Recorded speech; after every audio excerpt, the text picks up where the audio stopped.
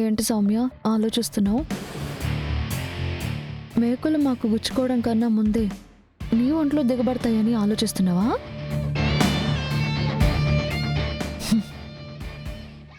వేషాలు వేస్తే ఆ మేకులు నీ గొంతులోకి దించేస్తాను. జాగ్రత్త. మర్యాదగా వెళ్ళి వాటిని తీసి.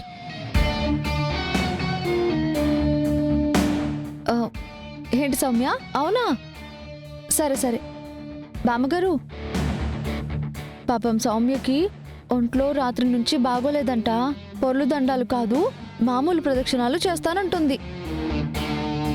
సర్లే అమ్మా, ఒంట్లో బాలేనప్పుడు తను మాత్రం ఎలా చేస్తుంది? మామూలు ప్రదక్షిణాలే చెయ్యమ్మా. వెళ్ళు.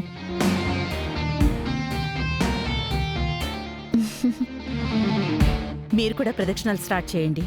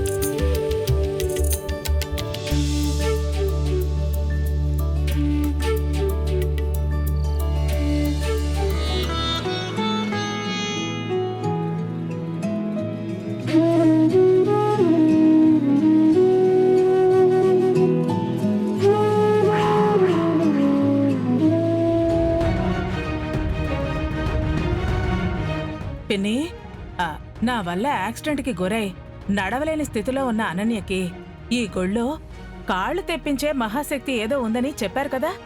అవునమ్మా లీలావతి, కాళ్ళు తెప్పించే అద్భుతమైన శక్తి ఈ గుళ్ళో నిజంగానే ఉందమ్మా.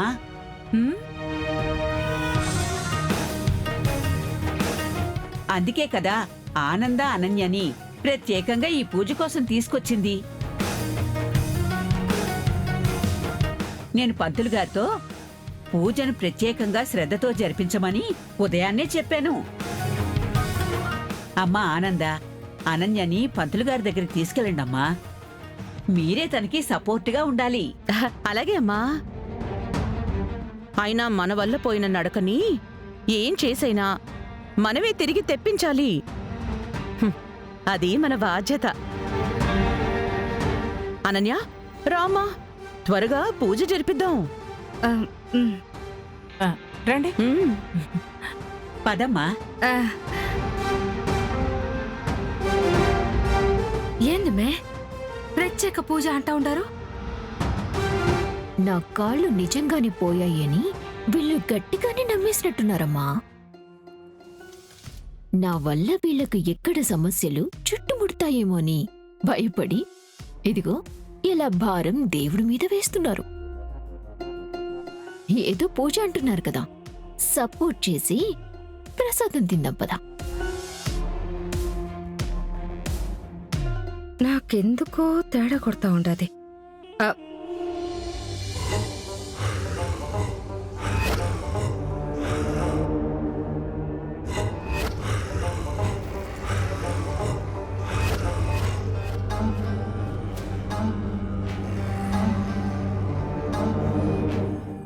పంతులు గారు, ఆ అమ్మాయికేనండి మొన్న యాక్సిడెంట్లో కాలు విరిగింది. ఓ, సీతమ్మ గారు ప్రత్యేక పూజ చెయ్యాలని ప్రత్యేకంగా చెప్పింది ఈవిడి గురించేనా? మ్మ్. ఈ పూజకి అన్ని ఏర్పాట్లు చేసి సిద్ధంగా ఉంచాను. నిప్పుల గుండం కూడా చాలా చక్కగా సిద్ధం చేసి ఉంచాం. నిప్పుల గుండం దేనికి? దాని మీద నువ్వు నడవాలమ్మా.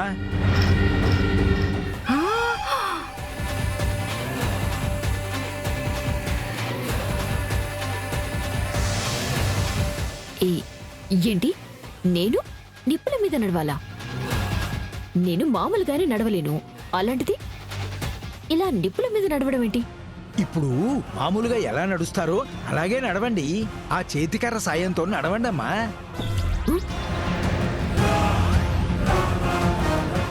అనన్య, ఈ గుండం చాలా పవిత్రమైంది.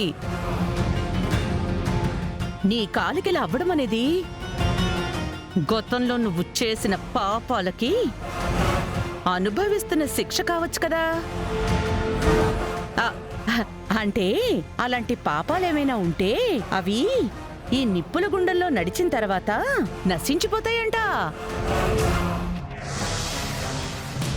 తిరిగి నీ కాళ్ళు మళ్ళీ మామూలు అవ్వాలి కదా. అమ్మో, నిప్పుల మీద నడిస్తే కాళ్ళు కాలిపోతాయి. బాబోయ్, నా వల్ల కాదు. నువ్వే అలా కాదంటే ఎలా అనన్యా? నువ్విప్పుడు మాతో ఉంటున్న పర్పసే నీ కాలు బాగుపడ్డానికే కదా. అదే నువ్వు వద్దంటే కుదురుతుందా? నీకు ట్రీట్మెంట్ ఇప్పించాల్సిన బాధ్యత మా మీద ఉంది. దాన్ని నువ్వు కాదు కూడదు అంటే ఇంక నీ కాలు ఎప్పుడు బాగుపడుతుంది? వదిన గారు, ఆ అమ్మి భయపడతా ఉండాది. అసలే దెబ్బతిన్న కాళ్ళు, ఓడి కాళ్ళు లాగా అట్ట నిప్పుల మీద నడిపిస్తే పాపం ఎట్టా తట్టుకోగలదు చెప్పండి? అవును మేడం, దీనికి వేరే సొల్యూషన్ ఏదైనా ఉంటే చూడండి మేడం. పంతులు గారు, పాపం అనన్య భయపడుతోంది కదా. కూడా వాళ్ళ పెద్దమ్మని కూడా నడిపిస్తే కాస్త ధైర్యంగా తోడుగా ఉంటుందేమో. అలాగేనమ్మా, అది మరింత పుణ్యం కూడాను. తల్లి స్థానంలో తోడుగా ఉండి ఈ నిప్పుల కణికల మీద బిడ్డతో పాటు నడవడం అంటే ఆ అమ్మవారి మనసు ఐస్లా కరిగిపోవడం గ్యారంటీ అమ్మా.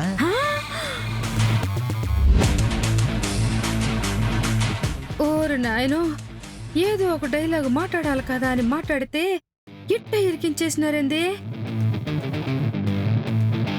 కాంచనా, ఆ పంతులు గారు కూడా చెప్తున్నారు కదా, అనన్యకి తోడుగా ఉండి తనని నిప్పుల మీద నడిపించు. అనన్య త్వరలోనే తన కాళ్ల మీద తాను నిలబడుతుంది.